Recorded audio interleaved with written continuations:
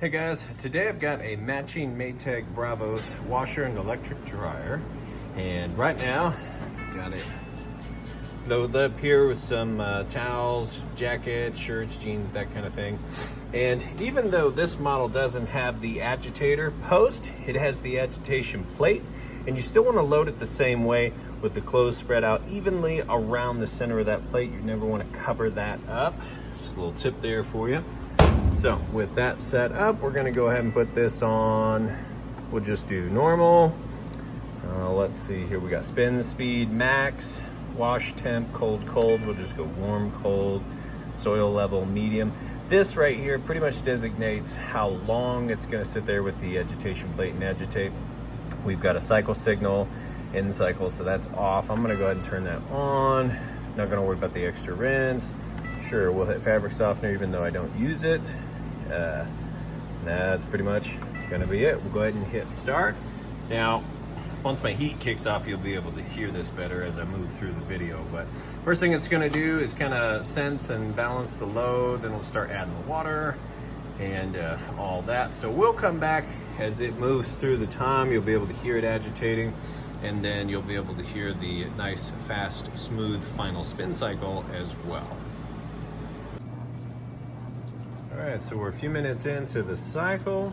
If you can hear it adding water, normally I can bypass the lid lock switch and lift this up and kind of see what's going on, but unfortunately this model, it's just not possible to bypass that lid lock.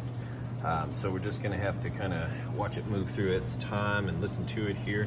But it's been adding water now for about 5 minutes or so, so it's gonna get those clothes nice, saturated, wet, and then it'll be moving into the agitation here in just a minute. Okay, and it's continuing to stop and add a little more water, but it is now agitating. If you can hear that, it's got a nice strong agitation.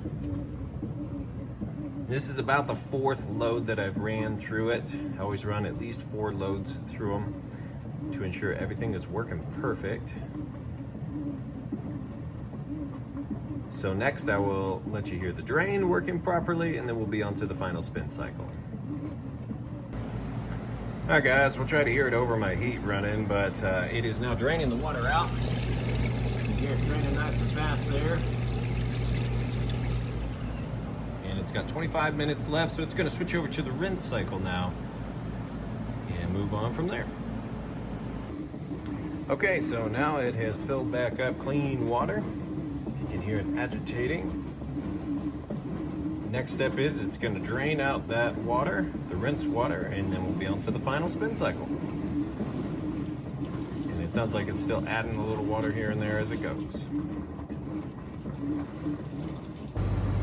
Okay, now we're up to full spin speed on the final spin.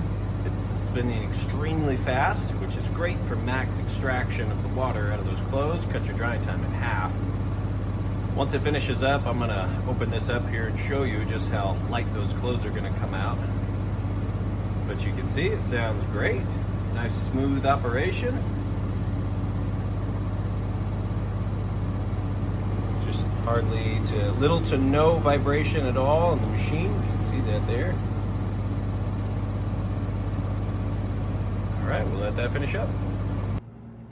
Okay, they're done. It sang its little tune since I turned the alert on. As we can see in here, let's go ahead and pull these out. You see, these are super light. Even the bigger, heavier jackets, nice and light. So these will all the way off the bottom there. Nice and light clothing. So it did an excellent job getting the max amount of water out of these clothes. So we'll go ahead and move those over to the dryer. Okay, so I've got the dryer ready to go here. I set everything to heavy duty, so it's on max heat, all that. Of course, there's tons of options here. If you have delicates you want to dry, tons of different options and settings you can do. We've got those clothes in here. You see, nice bright light. Huge capacity on both this washer and dryer. If I didn't mention that already, this would be considered a king size capacity, about the biggest they make. So we'll go ahead and close that up, hit start.